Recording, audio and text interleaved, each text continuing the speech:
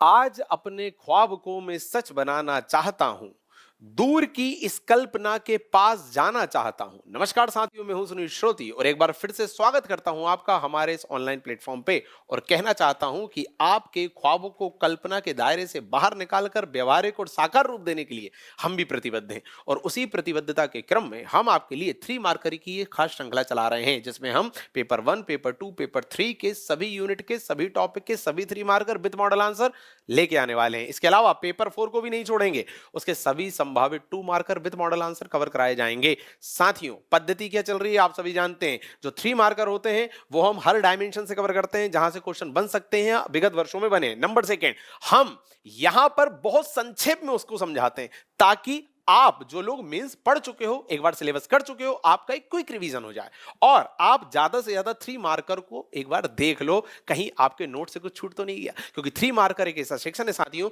जहां पर आप पूरे नंबर स्कोर कर सकते हो। 5 मार्कर 11 मार्कर में आप पूरे नंबर स्कोर नहीं कर सकते। 3 मार्कर में आप 3 में से 3 नंबर प्राप्त कर सकते हो और ये 3 मार्कर आपकी पोस्ट को अच्छा करने के लिए, मतलब अपग्रेड करने के लिए या आपके सिलेक्शन को सुनिश्चित करने के लिए बहुत जरूरी है। साथियों, संक्षेप में समझ रहे हैं, हम बहुत ज्यादा डिटेल में नहीं समझ रहे हैं। उद्देश्य आपका रिवीजन कराना, ना कि आपको पढ़ाना, और सारे डायमेंशन कवर कर रहे हैं।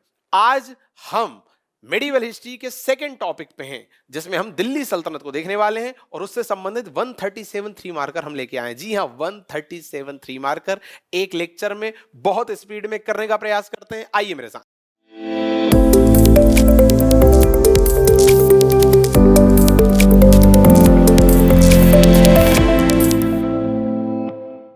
पहला क्वेश्चन है इल्बरी तुर्क। साथियों, थोड़ा सा संक्षेप में समझ लीजिए। मेडिवल हिस्ट्री में आप जानते हैं कि भारत में पहला मुस्लिम आक्रमण हुआ, जिसमें पहला मुस्लिम आक्रांता अरबी था, दूसरा मुस्लिम आक्रांता तुर्की लोग थे। तुर्की में भी 2 लोग आए, पहले गजनवी फिर गौरी। तो जो गौरी था वो जब भारत से वापस जा रहा था तो उसने अपना सारा राजपाट अपने गुलामों को सौंप दिया और चला गया। उसके गुलामों ने ही भारत में दिल्ली सल्तनत, या मैं यूं कहूं गुलाम वंश की स्थापना की। और उसी दिल्ली सल्तनत पे फिर गुलाम वंश के बाद कई वंश आए, जिसमें हमने देखा खिलजी आया, तुगलक आया, सैयद आया, लोदी आया, ये सब आते गए।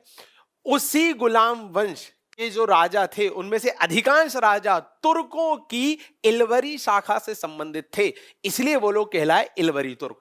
परंतु केवल एक राजा है जिसे विशेष रूप से इस नाम से जाना जाता है, वो है गुलाम वंश का कुतुबुद्दीन ऐबक। That's it. ये कहानी जरा देखिएगा। तुर्कों की इल्वरी शाखा से संबंधित होने के कारण कुतुबुद्दीन ऐबक को इल्वरी तुर्क कहा जाता है। तो किसे कहा जाता है और क्यों कहा जाता है ये मैंने बता दिया, बट अधिकांश गुलाम वंश के राजा इस शाखा से संबंधित थे। अगला क्वेश्चन देखिए, मामलूक। साथियों, मामलूक का मतलब होता है स्वतंत्र माता पिता से उत्पन्न दासपुत्र। Point number 1। पॉइंट नंबर 2, किसे कहा जाता था? कुतुबुद्दीन ऐबक को कहा जाता था। पॉइंट नंबर 3, इस शब्द का प्रयोग किया क्यों जाता था? यह एक अरबी शब्द था। इसका प्रयोग किया जाता था गुलामों को अलग अलग आइडेंटिफाई करने के लिए। देखिए, कुछ गुलाम ऐसे होते थे जो घरेलू काम में लगे हुए होते थे, कुछ गुलाम ऐसे होते थे जो सैन्य अभियानों में लगे हुए होते थे। क्लियर? तो सैन्य अभियान में लगे हुए गुलाम अलग थे, घरेलू अलग थे। उन लोगों को अलग अलग आइडेंटिफाई करने के लिए इस शब्द का प्रयोग किया जाता था। अब इस पूरी कहानी को देखिए 3 मार्कर में संक्षेप में कैसे लिखा है। कुतुबुद्दीन ऐबक को मामलूक कहा जाता था। पहले तो ये बताया किसे कहा जाता था। इसका तात्पर्य था स्वतंत्र माता पिता से उत्पन्न दासपुत्र। ओके, ये एक अरबी शब्द है। ओके, इसका प्रयोग सैन्य अभियानों में उपयोग किए जाने वाले गुलामों को घरेलू कार्य करने वाले गुलामों से अलग दिखाने के लिए किया जाता था। क्या बात है? क्लियर है? और उन्हें नाम दिया जाता था मामलूक। क्लियर? तो हमने क्या किया, हमने पॉइंट्स में आंसर नहीं लिखा, हमने नॉर्मल पैराग्राफ फॉर्म में आंसर लिख लिया। आप सभी जानते हैं मैं हर पैटर्न में आंसर लिख के आपको बताता हूं और संभावना सुनिश्चित करता हूं कि हर तरह से आंसर लिखा जा सकता है।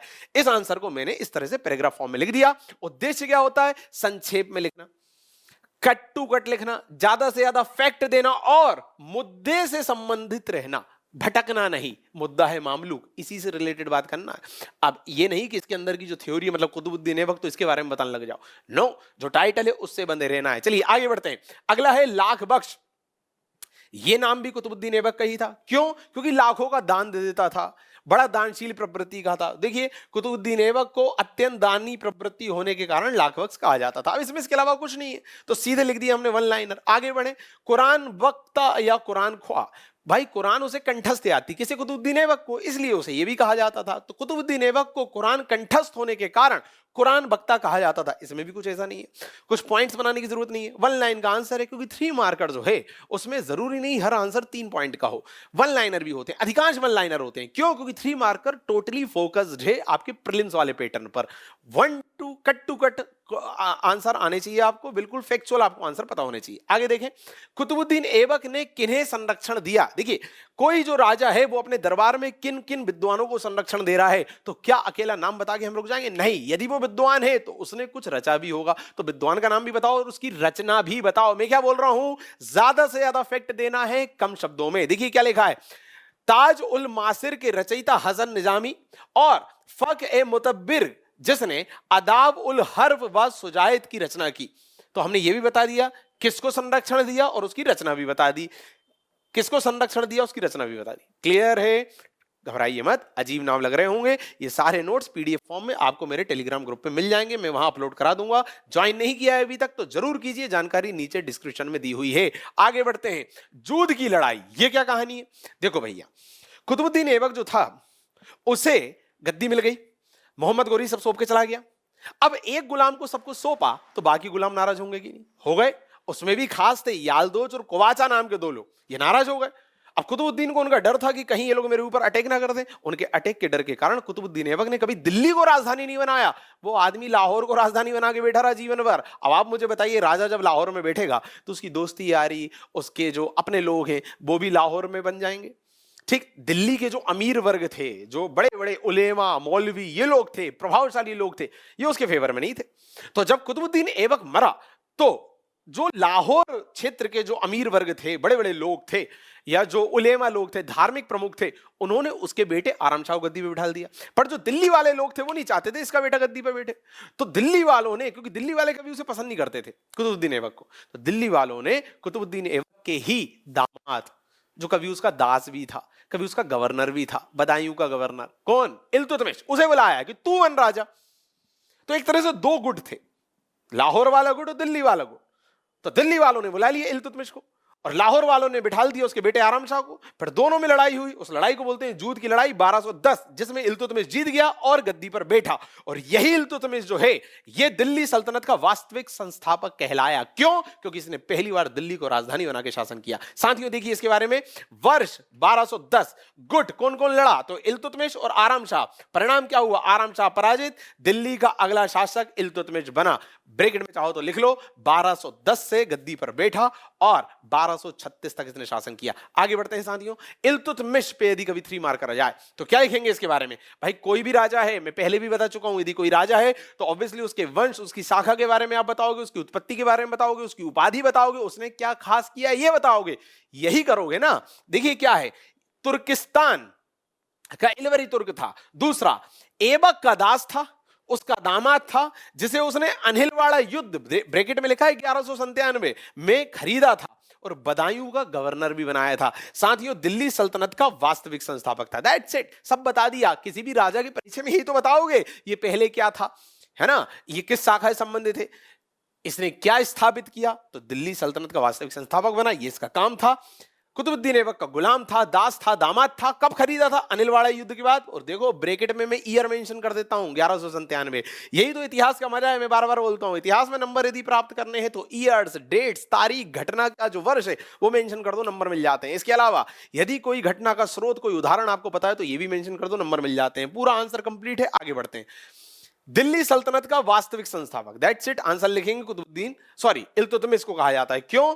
क्योंकि इसने दिल्ली को राजधानी बनाया, इसलिए कहा जाता है। और कई सारे काम करे थे, अब उतनी डिटेल में नहीं जाएंगे, बट दिल्ली को राजधानी बना के शासन किया, इसलिए वास्तविक संस्थापक कहते हैं। तुर्काने चहलगानी या तुर्काने चहलगान, दोस्तों तुर्की लोगों का प्रभुत्व था शासन पे, राजनीति में।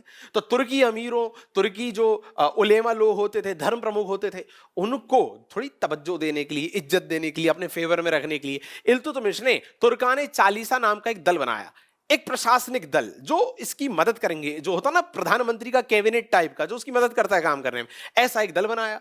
क्लियर? उसी को कहा गया तुर्काने चालीसा। पर भविष्य में एक राजा आया बलबन, बलबन ने इस तुर्काने चालीसा को भंग कर दिया, खत्म कर दिया। क्यों कर दिया? क्योंकि बलबन जो है ना, जो भविष्य में आएगा, बलबन कभी तुर्काने चालीसा का सदस्य रहा था और उसे पता है कि तुर्काने चालीसा के सदस्य मतलब जो प्रधानमंत्री या राजा की जो कैबिनेट होती है, उनके सदस्य राजा के खिलाफ कितने षड्यंत्र रचते हैं, उसे पता था क्योंकि वो भी कभी उसमें रह चुका था। तो जब वो राजा बना, उसने सबसे पहले वो सभा को भंग किया था।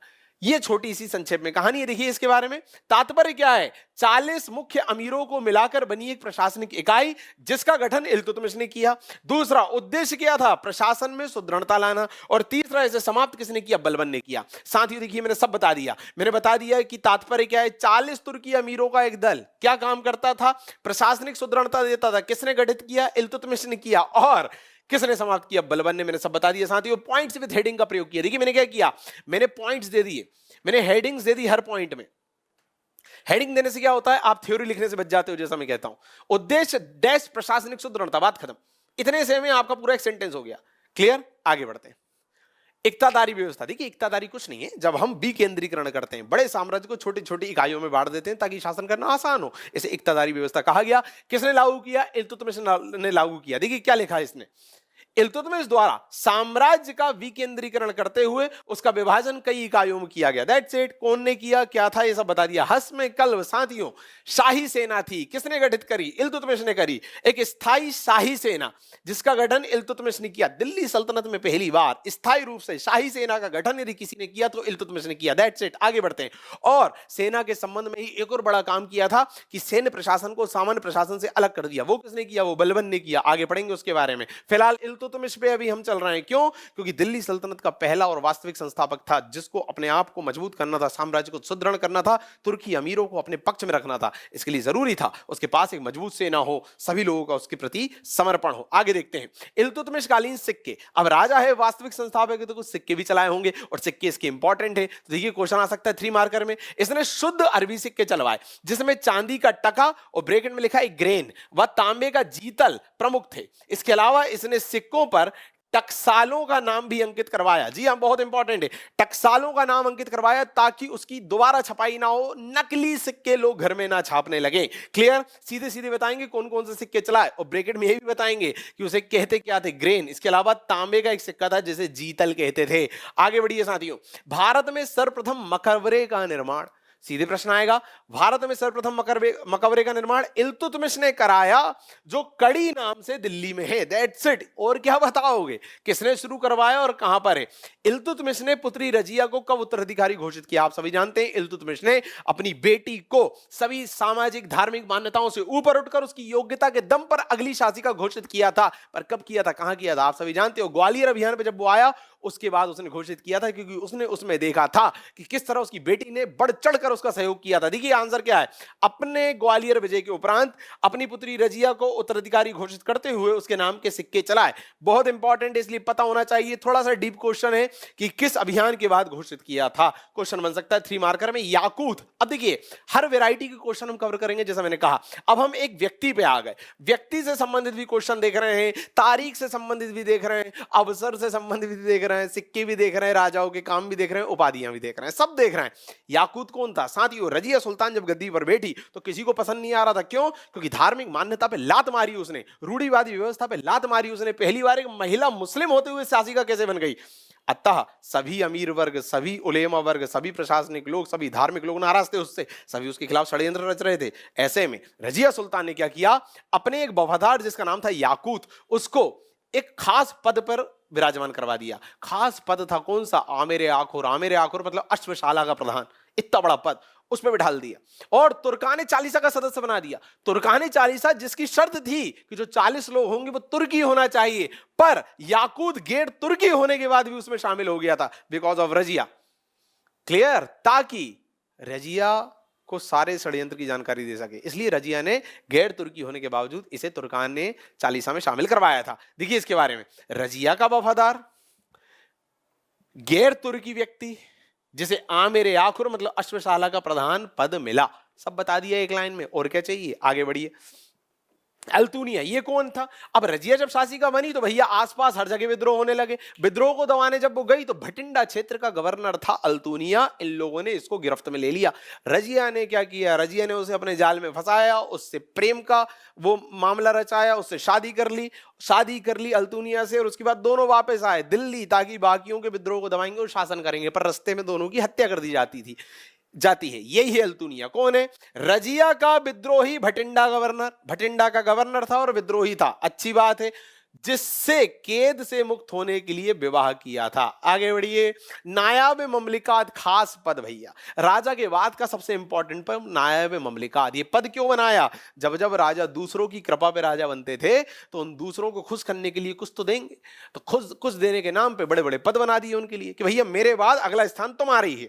तो अभी तक तो राजा और तुर्कानी चालीसा होती थी, अब तुर्कानी चालीसा 39 में से भी किसी को कुछ और खास देना है तो तुर्कानी चालीसा से भी ऊपर और राजा से नीचे, इन दोनों के बीच का एक पद बना दिया नायब ममलिकात। किसने बनाया? ऑब्वियसली किसी कमजोर राजा ने बनाया होगा, जो किसी की कृपा पे राजा बना होगा। तो देखो जरा परिचय। सल्तनत कालीन एक प्रशासनिक पद। नंबर 2 सृजित किया मुइजुद्दीन बहराम शाह ने। पॉइंट नंबर 3 सर्वप्रथम एतगीन और खुसरो ब्रैकेट में अंतिम रूप से इस पे बैठे।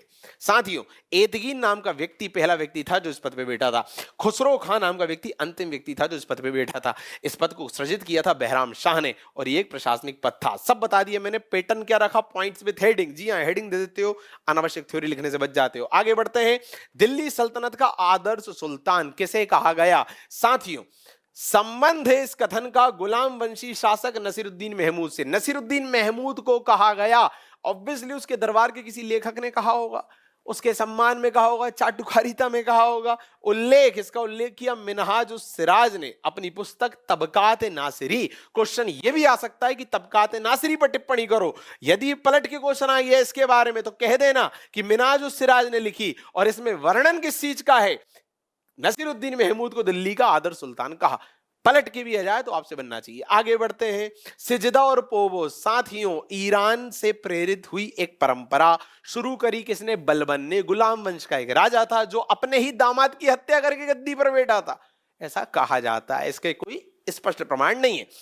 बैठ गया गद्दी पे। अब उसे चाहिए था कि सब लोग मेरे से डरे, सब लोगों के मन में मेरा खौफ हो, और उस सब के लिए उसने ऐसी प्रथाएं लागू कर दी थी अपने राजत्व के अंतर्गत, अपने शासन के दौरान, जिसमें राजा की ग्लोरी, राजा का एक वर्चस्व जो है वो और बढ़े। क्लियर? उसी में से एक था सिजदा और पोवोस। सिजदा मतलब होता है झुककर सलाम करना, पोवोस मतलब होता है कदमों को चूमना। जब कोई व्यक्ति दरबार में आके राजा के साथ इस तरह का व्यवहार करेगा, राजा को इतना सम्मान देगा, तो राजा का एक वर्चस्व बढ़ता हुआ दिखेगा। यह एक ईरानी परंपरा से लिया हुआ वो था। तात्पर्य क्या है? सिजदा मतलब होता है झुककर सलाम करना, पावोस मतलब होता है कदम चूमना। संबंध किससे? ईरानी परंपरा से है। क्लियर? और शुरुआत करता कौन था? बलबन था। दैट्स इट, तीनों बातें बता दी। आगे बढ़ते हैं। दीवाने अर्ज क्या था भैया? पहली बात तो एक स्वतंत्र विभाग, तो परिचय एक स्वतंत्र सैन्य विभाग। गठन करता कौन था? बलबन। अभी मैंने स्टार्टिंग में बताया था, एकमात्र शासक जिसने सामान्य प्रशासन को सैन्य प्रशासन से अलग कर दिया था, मजबूत करने के लिए खुद को।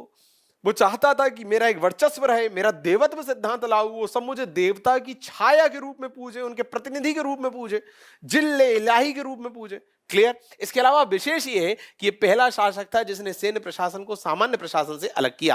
क्लियर? आगे बढ़िए। बरीद मुमालिक, साथियों, जो आदमी योग्य नहीं होता पर फिर भी लोगों पे दबदबा बना के रखना चाहता है, वो अंदर से डरा हुआ भी होता है। डरा हुआ होता है कि मेरे खिलाफ कहीं कोई गुट ना बन रहा हो, और गुट बन रहा हो तो उसकी जानकारी मुझे मिलनी चाहिए। बलबन भी यही सोचता था, तो उसने एक गुप्तचर विभाग बना दिया जो था बरीद मुमालिक। इसका गठन किसने किया? बलबन ने। That's it. आगे बढ़िए। देखिए, एक कथन आया, कथन से रिलेटेड भी मैं 3 मार्कर आपके लिए लेके आया हूं। देख रहे हैं आप, हर डायमेंशन कवर किया है। 22वें क्वेश्चन पे भी हमें 137 3 मार्कर हैं। देखिएगा, वह एक उत्तम अभिनेता था, कौमा, जो आधुनिक फिल्मी सितारों की भांति अपने दर्शकों को मंत्रमुग्ध रखता था। मतलब इतनी अच्छी एक्टिंग करता था। पहला पॉइंट, कथन करता, ये कथन दिया इतिहासकार आरपी त्रिपाठी ने। दूसरा संबंध, इसका संबंध है राजा बलबन से। तीसरा संदर्भ, मतलब किस रेफरेंस में कहा, तो भैया बलबन के सामाजिक व्यवहार में बनावट को लेके कहा। बलबन, जैसा मैंने कहा, योग्य नहीं था, वो बस दिखाना चाहता था कि देखो मैं कितना बड़ा वाला हूं, ऐसा। और लोग मेरी इज्जत करें, डरे, तो उनके सामने ना थोड़ा सीरियस रहता था। उसे लगता था कि मैं हंसी मजाक करूंगा तो लोग मुझे हल्के में लेंगे, है ना, लोग मेरी इज्जत नहीं करेंगे।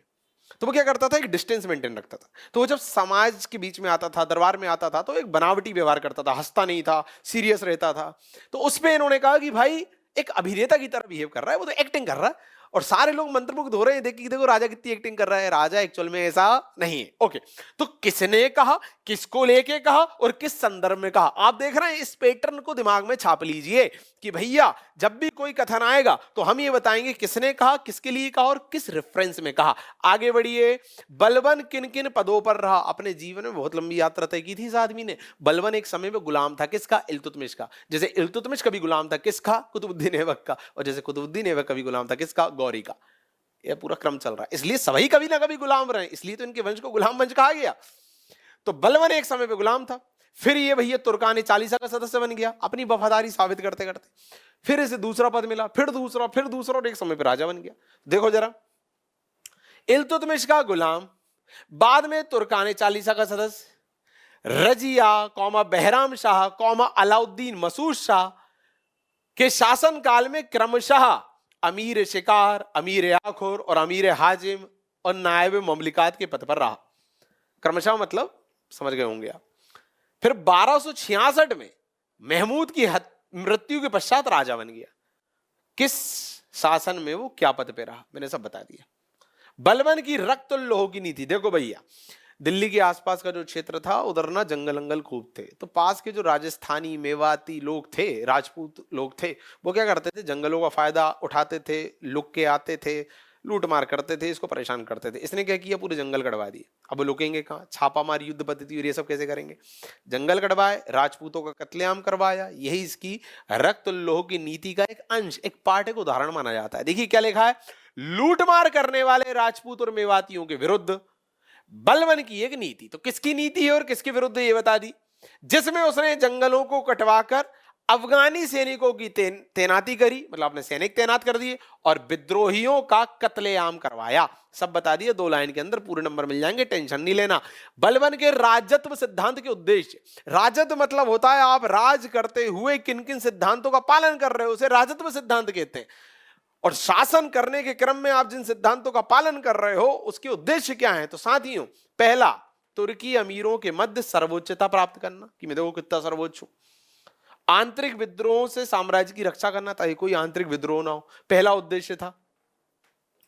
दूसरा, मंगोल आक्रमण का सामना करना, क्योंकि मंगोल आक्रमण चालू हो चुके थे। ठीक, राज हत्या के कलंक से मुक्त होना, क्योंकि इसके ऊपर एक राज्य हत्या का कलंक भी था कि इसने अपने दामाद की हत्या करके गद्दी प्राप्त की, ऐसा शक था लोगों को। तीसरा, जन समर्थन प्राप्त करना। इस सब के लिए इसने अपने राजत्व में ऐसी चीजों को शामिल किया जिसमें इसकी इमेज बेहतर हो। जैसा मैंने कहा, सीरियस रहता था, गंभीर रहता था। क्लियर, आगे बढ़ते हैं। एक कथन फिर आया, रसूल के बाद सबसे सम्मानित पद शासक का होता है। हाउ भैया, बलबन ने सुल्तान के देवी स्वरूप को प्रतिस्थापित करने और स्वयं को ईश्वर का प्रतिनिधि मानने के क्रम में कहा। किसने कहा, बलबन ने कहा। क्यों कहा, ये दिखाने के लिए कि देखो राजा जो है वो ईश्वर का प्रतिनिधि है, मतलब मैं भी ईश्वर का प्रतिनिधि हूं। अच्छा, तो देखो मैंने कथन वाला एक आंसर आपको पॉइंट से में भी लिख के बता दिया, एक नॉर्मल भी लिख के बता दिया, आपको दोनों पैटर्न पता होने चाहिए। मैं अगला कथन, अपने मुस्लिम भाइयों का रक्त नहीं बहाना चाहता, ये भी एक कथन है। तो एक कथन जलालुद्दीन खिलजी ने दिया जब वो गए थे एक अभियान में, और अभियान किए बिना वापस लौटे आए थे। देखिए जरा, जलालुद्दीन खिलजी 1291 में रणथंबोर का अभियान कर किले को जीते बिना वापस आ गए, और ये कथन दिया उन्होंने कि मैं अपने मुसलमान भाइयों का कैसे रक्त बहा दूं। तो देखिए किसने कहा, जलालुद्दीन खिलजी ने। कब कहा, 1291 में। किस अभियान के संदर्भ में कहा, रणथंबोर अभियान का एक किस्सा है। आगे बढ़िए, नवीन मुसलमान किसे कहा गया, इसी जलालुद्दीन खिलजी के काल में मंगोलों के जो वंशज थे उन्होंने अटैक किया, वो लोग हार गए, फिर उन्होंने समर्पण कर दिया, यहां इस्लाम अपना लिया और यहीं रहना स्वीकार किया, और फिर जलालुद्दीन ने अपनी बेटी की शादी उसी से कर दी। तो उनके जो वंशज है भविष्य में कहलाए नवीन मुसलमान। जरा देखिए इनकी कहानी, जलालुद्दीन खिलजी की पुत्री और उलूक खां जो कि चंगेज खां का वंशज था, के वंशज जो है भविष्य में नवीन मुसलमान कहलाए। अब पूरी कहानी नहीं बतानी है यहाँ पर कि वो लोग आए, अटैक किया, फिर ऐसा हुआ वैसा हुआ। फिलहाल बस इतना देखना है कि किस किस के वंशज ही कहलाए। सिकंदर सानी, साथियों एक उपाधि है जो अलाउद्दीन, देखिए अब हम अलाउद्दीन खिलजी पे आ गए। आप देखेंगे हम बिल्कुल सीक्वेंस में चल रहे हैं। हमने पहले गुलाम वंश के 3 मार्कर निपटाए, फिर हम खिलजी पे आ गए। खिलजी में अभी तक जलालुद्दीन खिलजी संबंधित चल रहे थे, अब अलाउद्दीन खिलजी के आ जाएंगे। फिर खिलजी के बाद तुगलक, तुगलक के बाद सैयद, सैयद के बाद लोधी, ऐसा चलेगा।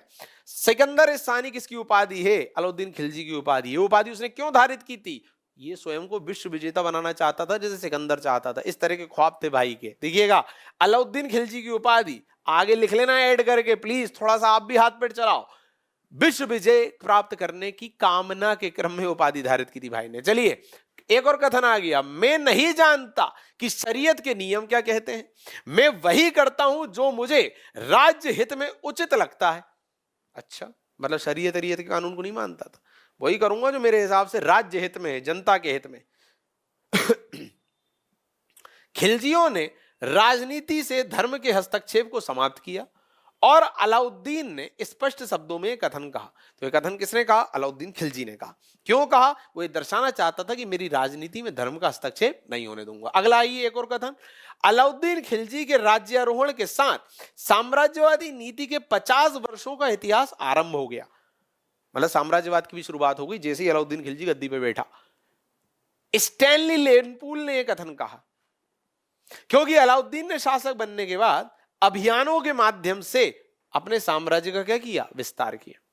तो किसने कहा और क्यों कहा ये फिर बता दिया। एक और नहीं, अब कथन कंप्लीट हो गए। तो साथियों कथन मैंने 5-6 कराया आपको, उसमें मैंने कुछ के आंसर नॉर्मल पैराग्राफ फॉर्म में लिख दिए और 1-2 के आंसर मैंने पॉइंट्स में भी लिखे। तो आपको दोनों पैटर्न पता है, जैसे में आपको सहूलियत हो आप लिख देना। बट याद रखिएगा हमें कथन में क्या क्या बताना है। ये बताना है कि कोई कथन किसने कहा, दूसरा किसके संबंध में कहा और संदर्भ क्या था, किस विषय पर कहा, घटना क्या थी। अगला क्वेश्चन है, अलाउद्दीन की साम्राज्यवादी नीति के स्रोत बताइए। भाई हमें कैसे पता चला कि अलाउद्दीन खिलजी एक साम्राज्यवादी शासक था? जरा देखिएगा, अमीर खुसरो की जो पुस्तक है खजाइन उल फुतूह और बर्नी की जो पुस्तक है तारीख फिरोज शाही व फतवा जहांदारी, ये पुस्तकें जो है वो इसकी जानकारी देती। क्लियर, सीधे सीधे आंसर। अगला, अलाउद्दीन खिलजी के दक्षिण में सफलता के कारण बताइए। दक्षिण भारत में वो सफल क्यों हुआ? अपने अभियानों के कारण। आप सभी जानते हैं अलाउद्दीन खिलजी के जो दक्षिण अभियान थे उसकी जिम्मेदारी, उसका नेतृत्व किया था मलिक काफूर ने। मलिक काफूर जिसे 1000 दिनारी भी कहा जाता था, एक इथियोपियाई हिजड़ा था जिसे अलाउद्दीन खिलजी के सेनापति ने खरीद लिया था गुजरात अभियान के दौरान। क्लियर है। फिर बाद में मलिक काफूर अलाउद्दीन का नेतृत्व करता हो गया, उसकी सेना में शामिल हो गया और सारे दक्षिण भारत के अभियान उसी के नेतृत्व में हुए थे। क्लियर, उसी को क्रेडिट जाता है सारे अभियानों को जीतने का। फिलहाल हम देखते हैं कि दक्षिण अभियान में सफलता क्या कारण थे। पॉइंट नंबर 1, दक्षिणी राज्यों में आपसी वैमनस्य और फूट, आपस में लड़ रहे थे, इनने फायदा उठा लिया। दूसरा, अलाउद्दीन की सेना कुशल और सुसंगठित थी। ठीक। तीसरा, परिस्थिति को समझते हुए अलाउद्दीन दक्षिण राज्यों पर अप्रत्यक्ष शासन की नीति को अपनाता था। अलाउद्दीन कभी ये नहीं करता था कि मैं जाऊंगा, तुम्हें हराऊंगा और तुम्हारे यहां शासन करूंगा। नहीं नहीं नहीं, वो सोचता था कि यदि मैं बैठ के यहां शासन करूंगा या मेरे लोग शासन करेंगे तो दिल्ली या जो हमारी मेन उत्तर भारत है वो कौन संभालेगा। तो ये क्या करता था, साउथ के लोगों को हराता था और उनसे कहता था देखो भाई मुझे ना टैक्स नजराना भेजते रहना, बाकी मैं शासन करके क्या करूंगा, फायदा मिलते रहना चाहिए और मेरा झंडा लगा लेना कि तुम मेरे अधीन हो, और क्या चाहिए किसी भी राजा को। तो अप्रत्यक्ष नियंत्रण कहते हैं इसको। चलिए, ये 3 रीजन थे जिसकी वजह से दक्षिण अभियान इसका सफल हुआ। बाकी आप देखो मोहम्मद बिन तुगलक जो डायरेक्ट कंट्रोल करना चाह रहा था दक्षिण भारत पे, गेम हो गया उसका। क्लियर, आगे देखते हैं। ये थोड़ा मिसप्रिंट हो गया, माफ कीजिएगा, ये लिखा हुआ है अलाउद्दीन खिलजी लिखा हुआ है एक्चुअली। अलाउद्दीन खिलजी के सैन्य सुधार, साथियों दिल्ली सल्तनत का पहला राजा माना जाता है जिसने सेना को स्थायी किया, मतलब मासिक वेतन शुरू किया, सेना को मजबूत किया, एक दाग और हुलिया प्रथा चालू करी। क्यों दाग और हुलिया मतलब क्यों भाई? लोगों को ठेका दिए कि तुम घोड़े पहुंचा देना हमारे लिए, पर घोड़े जो पसंद करके आए थे और युद्ध की बारी आई तो नकली घोड़े पहुंचा दिए, कमजोर घोड़े पहुंचा दिए। तो घोड़ों को दाग के आता था, निशान लगा के आता था कि ये घोड़ा चूज करके ले जा रहा हूं, यही भेजना है युद्ध के टाइम। क्लियर। और सैनिकों का भी हुलिया, हुलिया मतलब उनका लिखता था कौन कितना लंबा है, किसकी हाइट कितनी, किसका रंग कितना, मेजरमेंट, ताकि सैनिक भी ना बदल जाए। क्लियर है? राजा की खुद की ऐसी सेना और थोड़ी होती थी, और घोड़े थोड़ी होते थे, सामंत लोगों से लेते थे सेना, लड़ाई लड़ते थे। क्लियर है? ये बिल्कुल संक्षेप में। तो देखिए जरा, पहला पॉइंट, प्रथम सुल्तान जिसने पहली बार नगद में मासिक वेतन देकर स्थायी सेना रखी। दूसरा, सैन्य विभाग में दाग और हुलिया पद्धति लागू करी। तीसरा, जो खम्स होता था, खम्स मतलब लूट का पैसा, क्लियर, उसमें इसने कहा कि हम 1/5 भाग सैनिकों को देंगे। नहीं तो अभी तक का कोई राजा इतना पैसा नहीं देता था सैनिकों को। इससे क्या हुआ? सैन्य व्यवस्था मजबूत हुई, उसके सैनिक भी खुश हुए उससे। अगला 1000 दिनारी, अब भी मैंने बताया, चूंकि 1000 दिनार में खरीदा था इथियोपियाई हिजड़े मतलब मलिक काफूर को, इसलिए वो कहलाया 1000 दिनारी। जरा देखिएगा, मलिक काफूर नामक इथियोपियाई हिजड़े को कहा जाता है क्योंकि उसे 1000 दिनार में नुसरत खान ने गुजरात अभियान के दौरान खरीदा था। नुसरत खान अलाउद्दीन खिलजी का सेना नायक था, सेनापति था, प्रधानमंत्री था उस समय। चलिए, वो गया था गुजरात अभियान में कर्ण बघेला और इन सब के खिलाफ, तो वहां उसे मिल गए तो खरीद लाया उसको। आगे देखें, रणथंबोर अभियान जो खिलजी का प्रमुख अभियान था। साथियों, हमीर देव एक राजा थे राजस्थान के, उनके खिलाफ ये किया। क्यों किया? अलाउद्दीन खिलजी की सेना गुजरात अभियान से लौट रही थी, उस सेना के कुछ सैनिक जो हैं वो बेवफा हो गए, वो जो लूट का पैसा लूट के लाए थे वो लेके भाग लिए, मतलब अलाउद्दीन खिलजी से तेज चलने लगे, और भाग के कहां गए? रणथंबोर। तो अलाउद्दीन ने रणथंबोर के राजा हमीर देव से कहा कि यार वो हमारे कुछ राष्ट्र विरोधी देशद्रोही सैनिक आ रहे हैं, जरा उन्हें निपटा दो और हमें लौटा दो। तो उसने मना कर दिया कि मैं तुम्हारी मदद नहीं करूंगा। तो फिर उसने कहा रुक बेटा, हम तेरे को भी मारेंगे। ये थी ओवरऑल कहानी। जरा देखिएगा, वर्ष 1300 से 1301, गुट अलाउद्दीन व हमीर देव। कारण क्या था? हमीर देव द्वारा अलाउद्दीन के विद्रोही मंगोल सैनिकों को शरण देना।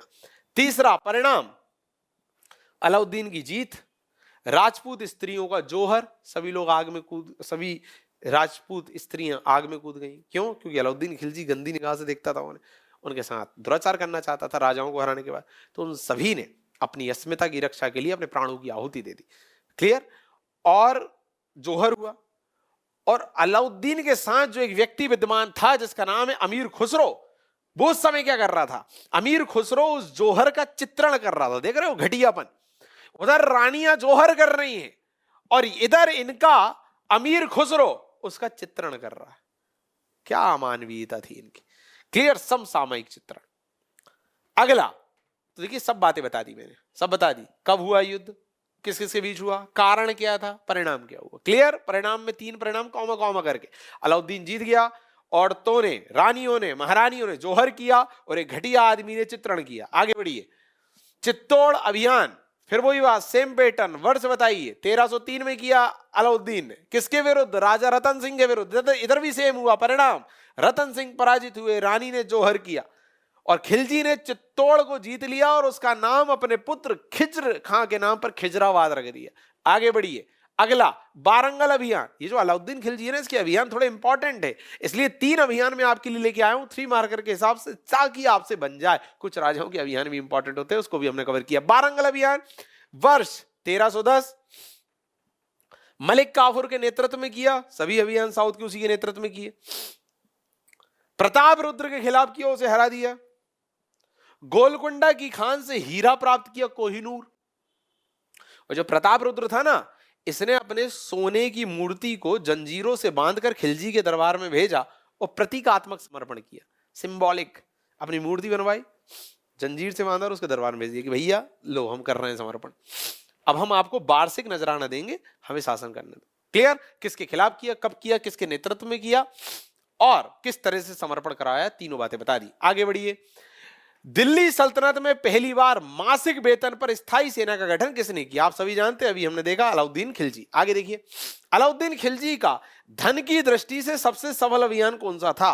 साथियों, 1311 में मलिक काफूर के नेतृत्व में पांड्य वंश, मतलब केरल मदुरई वाला क्षेत्र, उसके सुंदर पांड्य और वीर पांड्य नाम के राजा थे, उनके विरुद्ध आई एम सॉरी, सुंदर पांड्य और वीर पांड्य नाम के राजा थे, उनके विरोध में यह हुआ था। आगे देखते हैं, श्रीनगर, ये क्या है? एक नया नगर बसाया था अलाउद्दीन खिलजी ने। क्यों? मंगोल आक्रमण का खतरा था। देखते हैं।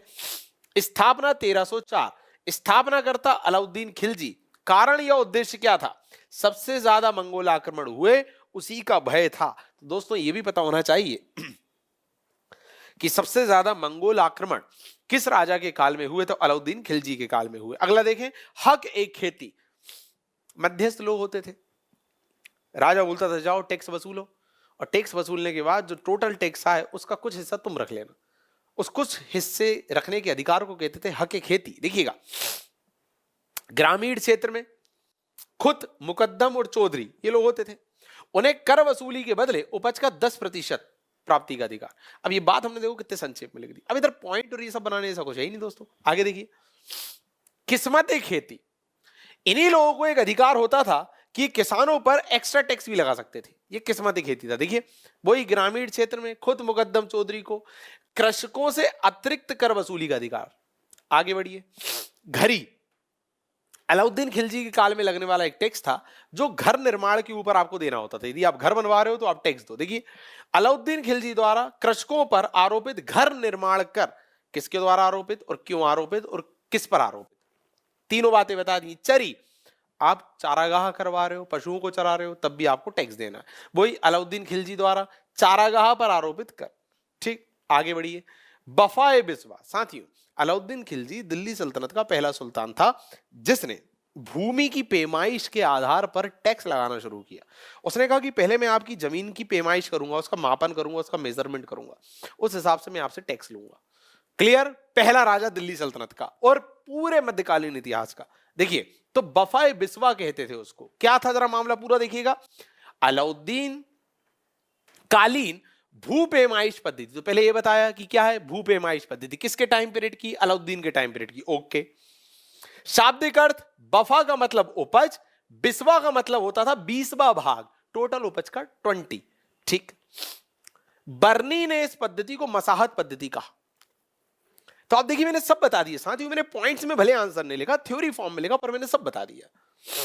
किसके टाइम पीरियड का है, तात्पर्य क्या है, शाब्दिक अर्थ क्या है, सब बता दिया। आगे देखिए, दीवाने मुस्तखराज। अब ये टैक्स लगाएंगे, इतनी अच्छी व्यवस्था करी हुई है, मापन आपन सब कराना है, तो उसके लिए एक विभाग भी रखना पड़ेगा। तो अलाउद्दीन ने ही ये विभाग बनाया। जरा देखिए क्या है। अलाउद्दीन के काल में कृषकों पर आरोपित कर की वसूली करना और उसकी जांच करने वाला एक विभाग। That's it. आगे बढ़ो। अताउल मुल्क, एक व्यक्ति था जो कि अलाउद्दीन खिलजी का कोतवाल था, और इसी के कहने पर अलाउद्दीन खिलजी ने वो विचार त्याग दिया जिसमें वो भी सिकंदर की भांति विश्व विजय करना चाहता था। देखिए, अलाउद्दीन का कोतवाल, जिसके समझाने पर अलाउद्दीन ने विश्व विजय के ख्याल को त्याग दिया। आगे बढ़िए। अलाउद्दीन खिलजी की बाजार व्यवस्था के उद्देश्य। साथियों, आप सभी जानते हैं इस व्यक्ति को दिल्ली सल्तनत का या भारतीय इतिहास का अर्थशास्त्री भी कहा जाता है। इकोनॉमी में क्या शानदार फैसले लिए इसने, हम डिटेल में पढ़ते हैं 11 मार्कर के हिसाब से, पर यहां मैं संक्षेप में आपको बताने वाला हूं कि बाजार व्यवस्था भी इसने लागू करी।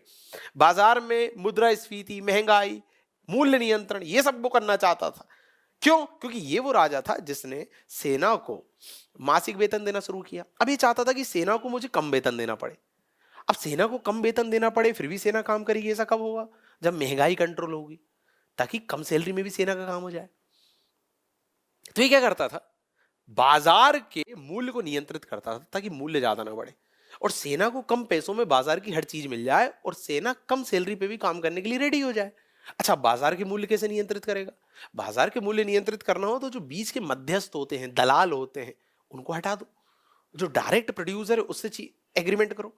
तो ये ना किसानों से डायरेक्ट एग्रीमेंट करता था और उनको, जैसे आज की सरकार देती है न्यूनतम समर्थन मूल्य कि इतने पे हम तुम्हारी फसल लेंगे, इस तरह का एग्रीमेंट कर लेता था। बीच के बिचौली हट जाते थे, किसानों को भी अच्छा रेट मिल जाता था, उत्पादक को कम रेट पे बाजार में चीज भी आ जाती थी, बीच के दलाल भी हट गए। कम रेट पे आएगी तो सैनिकों को कम रेट पे सामान मिल जाएगा और सैनिक कम वेतन पे भी अपना गुजारा कर लेंगे और इसे सैनिकों को कम वेतन देना पड़ेगा। ये पूरी कहानी थी। अब देखिए जरा, उस बाजार व्यवस्था के उद्देश्य क्या थे जो इसने लागू की थी।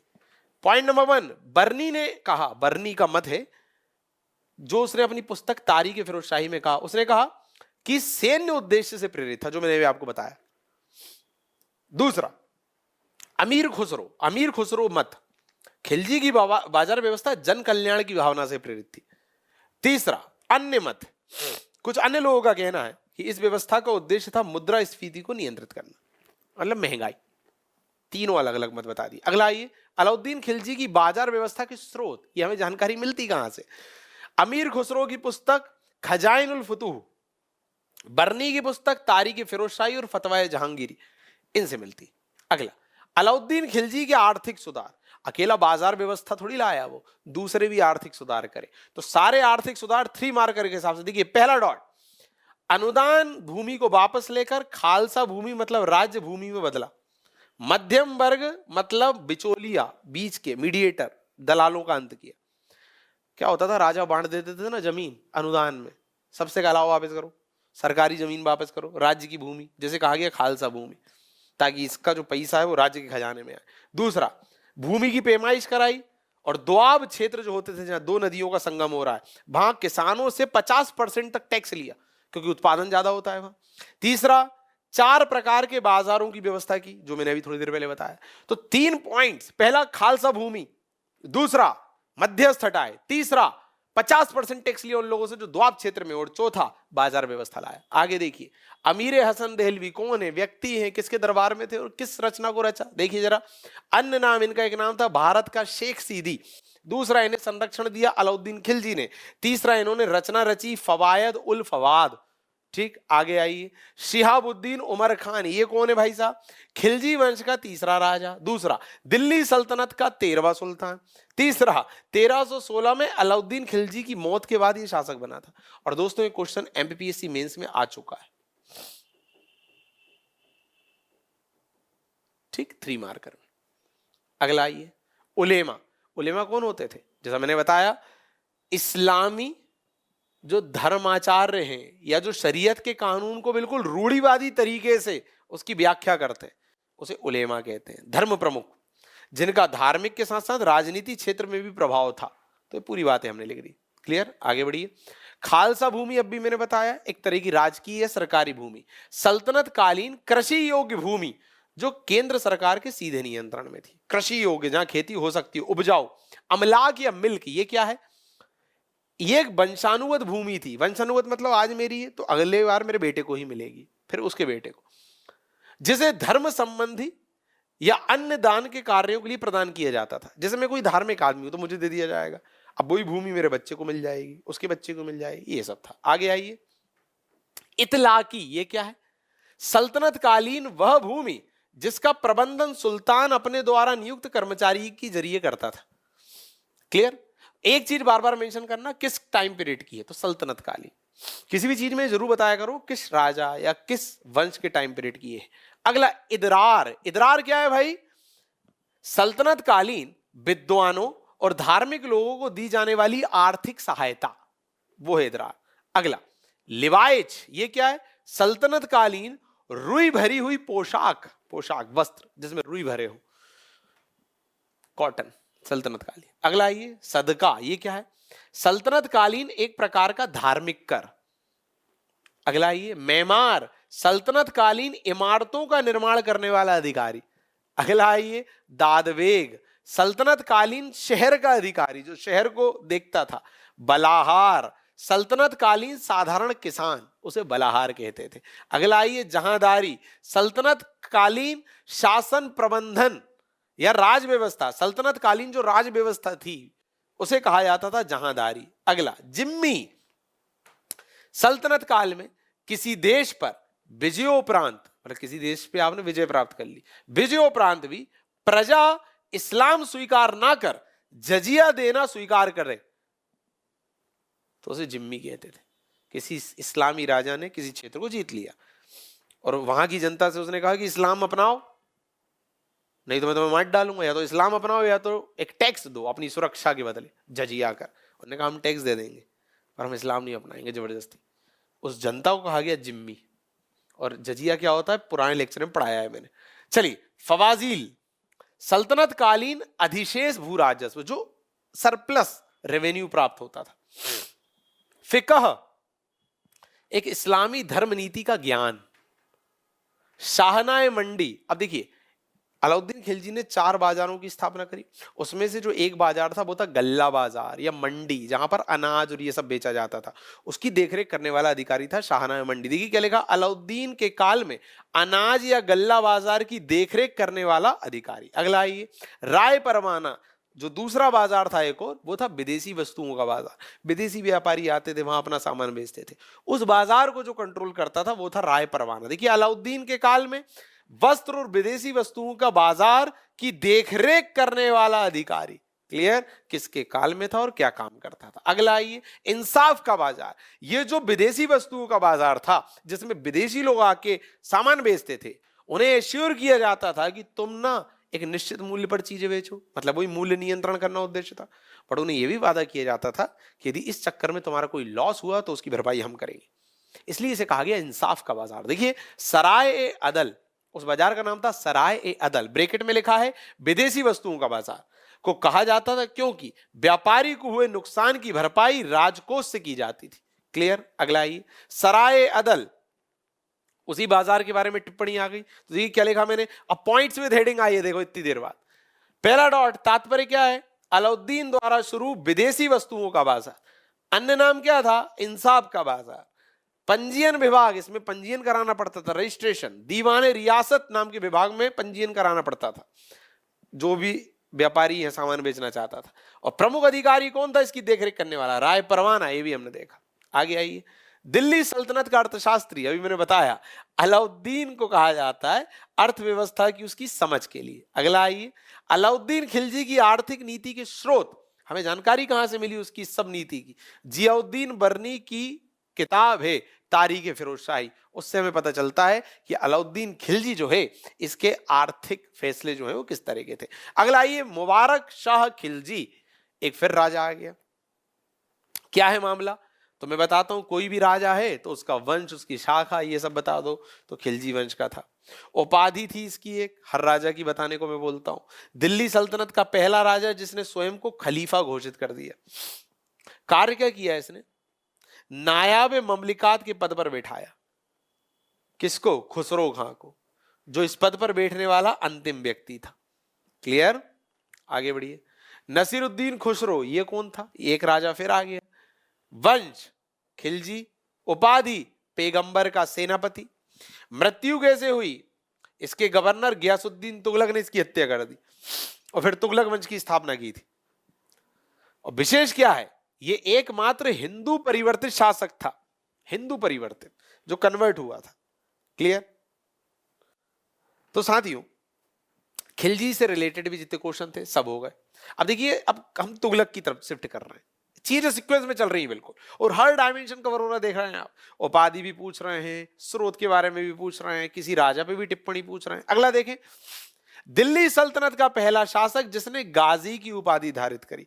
गाजी, गयासुद्दीन तुगलक ने गाजी की उपाधि धारित की थी, जो धर्म की रक्षा के लिए लड़ते हैं उसे गाजी कहते हैं। अगला आइए, तुगलकाबाद एक शहर था, तो शहर तो ऑब्वियसली पूछा जाएगा किसने बसाया और इसकी खासियत क्या है, तो देखिएगा जरा, निर्माता गयासुद्दीन तुगलक, अवस्थिति दिल्ली के निकट की पहाड़ियों पर, और विशेष है इसकी शैली क्या थी, रोमन शैली, जिसमें 56 कोट नाम का एक दुर्ग भी था, सब बता दिया। अगला आइए, दिल्ली अभी दूर है, फिर एक कथन आ गया, किसने कहा, आप सभी जानते हैं, गयासुद्दीन तुगलक के टाइम पे एक जो धर्म प्रमुख थे निजामुद्दीन औलिया, उन्होंने कहा था नाराजगी में गयासुद्दीन तुगलक से, क्योंकि गयासुद्दीन तुगलक ने उनसे कहा, उनसे ही नहीं सभी धर्म प्रमुखों से कहा कि देखो भैया, राज्य की तरफ से जो भी तुम्हें आर्थिक सहायता मिली है, ऋण ऋण मिला हुआ है, वो ऋण वापस करो, चुकाओ, बहुत हो गया। जो जमीन मिली हुई है जमीन वापस करो। और उसने एक अल्टीमेटम दिया कि मैं बंगाल अभियान पे जा रहा हूं, वहां से लौटूं तब तक जमा कर देना। तो उन्होंने इसको रिटर्न में कहा था कि दिल्ली अभी दूर है, तू जाएगा, कब आएगा, बहुत टाइम लगेगा, और हो सकता है कभी आए भी ना। और सच में वो दोबारा कभी आ भी नहीं पाया था। वो आया था और एक स्वागत द्वार उसके ऊपर गिर गया था और वो मर गया था। देखिए कहानी। कथन, निजामुद्दीन औलिया संबोधित, गयासुद्दीन तुगलक को संबोधित किया। कारण क्या था, राज की धन की वसूली से संबंधित विवाद। That's it. अगला आइए, तो हम यही तो बोलते हैं कि कथन वाले में ये बताओ किसने कहा, किसको कहा और किस रेफरेंस में कहा। अगला, भारतीय इतिहास का सबसे विद्वान शासक मोहम्मद बिन तुगलक। बस दैट्स इट, क्योंकि कई विषयों का ज्ञान था उसको। आगे आइए, सिक्के ढालने वालों में राजकुमार। अब आप सभी जानते हैं मोहम्मद बिन तुगलक ने कई सारी योजनाएं चालू की थी जो असफल हुई थी, जिसके लिए वो बदनाम हुआ था। और उन खूब सारी योजनाओं में एक योजना थी सांकेतिक मुद्रा का प्रचलन। क्या हुआ, विदेशों में जो चांदी थी उसकी आपूर्ति बंद हो गई, शॉर्टेज हो गई चांदी की, तो चांदी के सिक्के के स्थान पर इसने कांसे तांबे के सिक्के चलवाए, क्लियर, और पैसा बचाने के लिए। अब सिक्के चलवाए तो इसने गलती करी कि उसमें टकसालों का नाम अंकित नहीं करवाया, तो लोग घर पे छापन लगे सिक्के, नकली मुद्रा का प्रचलन हो गया मार्केट में। ये सब कहानी हम पढ़ते हैं। चूंकि सिक्के बहुत ढलवाए थे इसलिए कहा गया सिक्के ढालने वाला राजकुमार। एडवर्ड टॉमस ने कहा, किसे कहा, मोहम्मद बिन तुगलक को कहा। क्यों कहा, सांकेतिक मुद्रा के प्रचलन के कारण कहा। अगला आइए, स्वप्नशील, पागल, रक्त पिपासु, ये भी मोहम्मद बिन तुगलक कहा। क्यों, क्योंकि लोग बोलते थे सपनों में खोया रहता है, कैसी कैसी नीतियां लागू कर रहा है, पागल है, रक्त पिपासु, हमारा रक्त पी रहा है, जनता को परेशान होना पड़ता था। देखिए मोहम्मद बिन तुगलक को उसकी सनक भरी योजनाओं के कारण ये सब नाम दिए गए। तो किसे दिए गए और क्यों दिए गए। अगला, खुरासान अभियान। अपने खूब सारे अभियानों में एक अभियान इसका ये भी था, खुरासान। खुरासान एक क्षेत्र है ईरान में। ईरान के क्षेत्र में से पता चला कि वहां राजनीतिक शून्यता है, कोई राजा नहीं है, क्लियर। तो इसने कहा चलो वहां पे कब्जा कर लेते हैं, और मिस्र के राजा के साथ इसने दोस्ती करी, उसने कहा दोनों मिलकर कब्जा कर लेते हैं। इसने वहां पे कब्जा करना चाहा, अभियान करा, बट ये अभियान करता उससे पहले वहां कोई आके गद्दी पे बैठ गया था, तो उसका यह अभियान भी असफल हो गया था। देखिए क्या लिखा है, वर्ष 1330 मोहम्मद बिन तुगलक ने मध्य एशिया मतलब ईरान में आई राजनीतिक अस्थिरता का फायदा उठाने के लिए मिस्र के शासक के साथ मिलकर एक अभियान किया जो विफल रहा। सब बता दिया 2 लाइन में, पैराग्राफ फॉर्म में सब बता दिया। कब किया, कहां किया, क्यों किया, किसके साथ किया और क्या हुआ उसका, क्लियर। आगे आइए, कराचिल अभियान। कराचिल जो है क्षेत्र है हिमाचल प्रदेश में, वहां पे चाइनीज घुसपैठी आते थे, लोग उन्हें संरक्षण देते थे, उसे रोकने के लिए फिर अभियान किया। इसकी सेना शुरू में सफल हो गई, फिर और आगे बढ़ी इसकी सेना। इसकी सेना ने सोचा चलो चाइनीज लोग घुस रहे हैं तो उनके घर में घुस के मारे आते हैं उनको, और आगे बढ़ी, बर्फबारी हुई, इसकी सेना जो है बर्फबारी की चपेट में आ गई और मर गई, असफल हो गया अभियान। क्या है कहानी, वही वर्ष 1303 मोहम्मद बिन तुगलक ने हिमाचल के कांगड़ा में बढ़ रहे चीनी घुसपैठों को कम करने के लिए खुसरो मलिक के नेतृत्व में किया। प्रारंभिक सफलता, तत्पश्चात बर्फबारी की चपेट में सेना के आ जाने से योजना असफल। बिल्कुल संक्षेप में सारी बातें बता दी। तो ओवरऑल ये बताना होता है कब हुआ, किसके नेतृत्व में हुआ, कहां हुआ, क्यों हुआ, परिणाम क्या हुआ, यही तो बताओगे अभियान में। तो 4-5 पॉइंट दिमाग में रख लो, 2-3 बार प्रैक्टिस करोगे आ जाएगा। दोआब क्षेत्र में कर वृद्धि, गंगा यमुना का क्षेत्र था, वहां पे प्रोडक्शन अच्छा होता था। इनने कहा कि टैक्स लेते हैं किसानों से ज्यादा, ताकि ये जो जितने अभियानों की असफलता कारण जो आर्थिक लॉस हुआ है इसकी भरपाई की जा सके, कर दिया। पर जिस समय टैक्स लागू किया ज्यादा उसी समय वहां अकाल पड़ गया, सूखा पड़ गया, ये भी असफल हो गया। देखिएगा जरा, 1325 मोहम्मद बिन तुगलक गंगा यमुना दोआब क्षेत्र में 50% कर वृद्धि, दैट्स इट। अकाल पड़ जाने के कारण योजना असफल, योजना सफल हो गई। फिर उल्टा कृषकों की सहायता के लिए सोनधर नाम का कृषि ऋण उपलब्ध कराया। आप देख रहे हो मैं कितने संक्षेप में सारी बातें बता रहा हूं, मैं कोई सेंटेंस फॉर्मेशन नहीं कर रहा। कब हुआ, किसने किया, कहां किया, परिणाम क्या हुआ, असफल हो गई योजना। उसके बाद क्या किया, किसानों को उल्टा इसने सहयोग किया, सोनधर नाम का कृषि ऋण दिया। अगला आइए, राजा को प्रजा से व प्रजा को राजा से मुक्ति मिल गई, ये भी एक कथन है। ये मोहम्मद बिन तुगलक की मृत्यु पर बदायूनी ने कहा, कब कहा और किसने कहा, क्यों कहा, अब ये देख लेते हैं। जिसका कारण था राजा की नीतियों से प्रजा और प्रजा द्वारा सहयोग ना किए जाने से राजा का दुखी होना। जनता राजा से दुखी थी और राजा भी जनता से दुखी था कि साला कॉपरेट ही नहीं करती जनता, मेरी गलती थोड़ी योजना सफल हो जा रही है, तो परिस्थितियों का भी थोड़ा रोल है। खैर, मैन ऑफ नॉलेज, एक बात तो सच है कि ये मोहम्मद बिन तुगलक थोड़ा ज्ञानी आदमी था, हर विषय की जानकारी थी, दूरदर्शिता भी बहुत थी। परिस्थिति का मारा था कि योजना अलग अलग कारणों से असफल रही। क्यों असफल रही आगे देखेंगे। तो लेनपुल महोदय ने मोहम्मद बिन तुगलक को विभिन्न विषयों की ज्ञान और दूरदर्शिता के कारण कहा।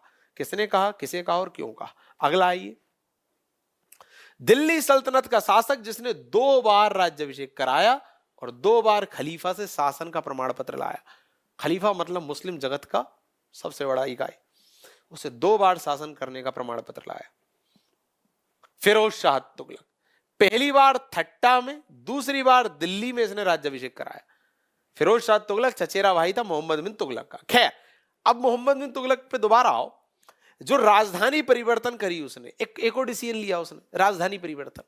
जैसा मैंने कहा, अलाउद्दीन खिलजी ने दक्षिण पे नियंत्रण कैसे किया था? अप्रत्यक्ष वाला, कि दक्षिण के लोगों को हराओ, डायरेक्ट नियंत्रण मत करो, उनसे कहो कि तू हमें टैक्स दे दिया कर भैया और हमारे झंडे के तले शासन कर, कोई दिक्कत नहीं। इसने गलती करी, किसने? मोहम्मद बिन तुगलक ने। इसने क्या किया? इसने सोचा कि दक्षिण पर मेरा प्रत्यक्ष नियंत्रण होना चाहिए। इसने अपनी राजधानी दिल्ली से देवगिरी महाराष्ट्र स्थापित कर ली ताकि दक्षिण पे भी नियंत्रण हो सके। इस चक्कर में क्या हुआ कि दिल्ली गड़बड़ हो गई, उत्तर भारत में अव्यवस्था फैल गई। तो ओवरऑल इसने राजधानी परिवर्तन क्यों किया? 3 कारण देखिए। पहला, आशीर्वाद लाल श्रीवास्तव के अनुसार मंगोल आक्रमण से सुरक्षा के लिए, मंगोल आक्रमण हो रहे थे, उनसे बचना था तो साउथ में चला गया। दूसरा, बर्नी के अनुसार दौलताबाद जो है, मतलब देवगिरी महाराष्ट्र, वो इसके साम्राज्य के केंद्र में था, अतः उसे राजधानी बनाया, मतलब प्रशासनिक सुविधा के लिए। डॉक्टर हबीबुल्लाह अनुसार यह दक्षिण में मुस्लिम संस्कृति का प्रचार करना चाहता था, तो सबने अपना अपना मत दिया। किसने क्या मत दिया ये पता होना चाहिए, पूरे नंबर मिलेंगे। राजधानी परिवर्तन असफल क्यों हो गई, इसका क्या कारण था? अरे भैया, लोग जाएंगे तो उनमें असंतोष रहेगा, राजधानी बदलेगी तो कई लोगों को भी तो शिफ्ट करना पड़ेगा। दूसरा, साउथ जाएंगे तो नॉर्थ में डिस्टर्बेंस हो जाएगा, अव्यवस्था फैल जाएगी। तो राजा के लिए है ही नहीं पॉसिबल कि वो प्रत्यक्ष शासन करे पूरे भारत। खिलजी जैसा होना चाहिए था, सफल हो जाता। देखते हैं, निर्णय जल्दबाजी में लिया, विचार विमर्श करके नहीं लिया। पॉइंट नंबर 1, देखिए कितनी संक्षेप में बातें कर रहा हूं मैं। Point number 1। पॉइंट नंबर 2, जोर जबरदस्ती से लागू और जनमानस में असंतोष। पॉइंट नंबर 3, उत्तरी भागों में अशांति और अराजकता। That's it. आगे आइए, सांकेतिक मुद्रा का प्रचलन। अभी बताया मैंने, सांकेतिक मुद्रा, नकली मुद्रा चलाई थी। क्या कारण थे ये भी बताया था मैंने आपको। नंबर 1, विश्व स्तर में चांदी की कमी, शॉर्टेज हो गई थी। दूसरा, अपने राज्यारोहण और इतनी सारी असफल योजना जो हुई थी उसमें जो व्यय हुआ था उसकी आपूर्ति करना, पैसा बचाना। तीसरा, नवीन प्रयोगों में इसकी रुचि थी, तो इसने कहा यार नए नए प्रयोग करना, जैसे चाइना और यहां हो रहा है। तो देखो, नवीन प्रयोगों में रुचि और चीनी और ईरानी शासकों का अनुसरण, कॉपी कर रहा था दूसरों का। खैर, तो ये जो सांकेतिक मुद्रा का प्रचलन किया था इसमें भी असफल हुआ था। क्यों हुआ था? 3 मार्कर आ सकता है। क्या कारण थे? 3 कारण। पहला, टकसालों का नाम अंकित ना होने से नकली सिक्कों का प्रचलन बढ़ा, बताया था मैंने। दूसरा, कांसे और तांबे के सिक्के का मूल्य भी इसने चांदी के मूल्य के बराबर ही रख दिया। अरे भैया, सिक्के अब कांसे और तांबे के हैं तो मूल्य कम रखो ना उनका। तीसरा, नकली मुद्रा के निर्गमन को रोक नहीं सका, नकली मुद्रा बढ़ गई मार्केट में। 3 कारण थे, योजना सफल। अगला, दोआब क्षेत्र में कर वृद्धि का कारण क्या था? अभी मैंने समझाया था दोआब क्षेत्र। पहला रीजन, गंगा यमुना में अत्यधिक उर्वरता थी और इसे अपने नुकसान की भरपाई भी करनी थी, एक रीजन। दूसरा, विद्रोहियों को दंडित करना। दोआब क्षेत्र में जो लोग होते थे वो बहुत विद्रोही होते थे, इसकी ना बहुत खिलाफत करते थे। इसने सोचा चलो उन्हें दंडित करते, उनसे ज्यादा टैक्स लेते। तीसरा, आगामी योजनाओं के लिए धन की आवश्यकता। अब ये दोआब क्षेत्र में जो योजना लागू की कर वृद्धि की, ये भी असफल हो गई। कारण फिर वही, अकाल पड़ गया उसी वक्त। दूसरा, मदद राजा द्वारा जो फैसिलिटी दी जाती है लोगों को अकाल के दौरान, वो देने में इसने देरी कर दी, तो वो उसका दुष्प्रभाव और बढ़ गया। तीसरा, जो कर्मचारी थे इसके, उनका व्यवहार बहुत कठोर था, वो जनता के साथ कॉपरेट नहीं करते थे। 3 रीजन था कि मामला गड़बड़ हो गया। सेम इसने एक योजना कौन सी चलाई थी? खुरासान अभियान, बता चुका हूं मैं। उसके क्या उद्देश्य थे? पहला, खुरासान में राजनीतिक शून्यता आ गई और ये एक महत्वाकांक्षी और साम्राज्यवादी आदमी था, पहला पॉइंट। दूसरा, जो खुरासान के जो अमीर लोग थे या प्रशासनिक लोग थे वो इसे प्रेरित करते थे कि सर करो करो, यू कैन डू इट। तीसरा, मतलब खुरासान क्षेत्र के लोग यहां इसके दरबार में आके ऐसा बोलते थे, प्रेरित करते थे। तीसरा, एक मंगोल शासक था तरमाशिरी, उसने इसे मदद देने का वचन दिया था। ये 3 कारण थे कि ये प्रेरित हुआ कि चलो अटैक करते हैं। अगला आओ, फिर वही बात, अब अटैक कर दिया, उसके उद्देश्य देख लिए, अब असफल क्यों हुआ, उसके क्या कारण है। पॉइंट नंबर 1, सुल्तान को मध्य एशिया की कोई जानकारी नहीं थी। जानकारी होती तो इसे यह भी पता होता कि वहां स्थिति ठीक होने वाली है, तो योजना बनाते ही नहीं। दूसरा, हठी स्वभाव का था, उतावला था, अव्यवहारिक लक्ष्यों की ओर दौड़ने लगता था। तीसरा, आंतरिक मतलब खुद के घर की समस्या पर ध्यान नहीं था। अरे खुद के यहां भी तो लगे पड़े थे, भैया तुम्हारे यहां पैसा नहीं है, तुम्हारा राजस्व खाली हो गया, भूखमरी है, विद्रोह है, तुम वो नहीं देख रहे, तुम बाहर चले भाई साहब साम्राज्य विस्तार करने। ये 3 थे। चलिए, कराचिल अभियान बता चुका था, कराचिल अभियान और उसके उद्देश्य क्या थे।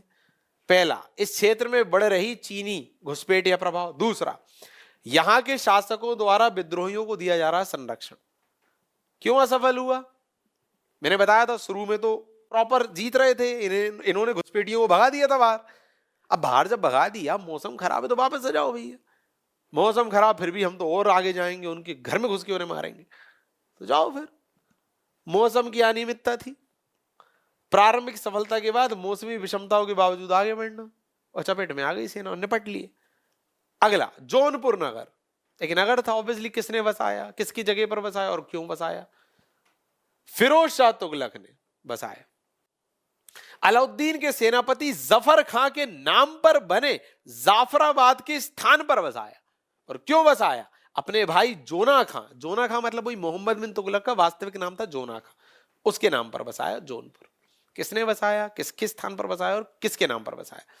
नगरकोट अभियान, अभी जो फिरोज शाह तुगलक है, मोहम्मद बिन तुगलक के बाद आया हुआ शासक, उसका चचेरा भाई, उसने एक अभियान किया था, ज्वालामुखी मंदिर को नष्ट कर दिया था, कई सारे ग्रंथों का फारसी में अनुवाद करवा दिया था और उन्हें जला दिया था।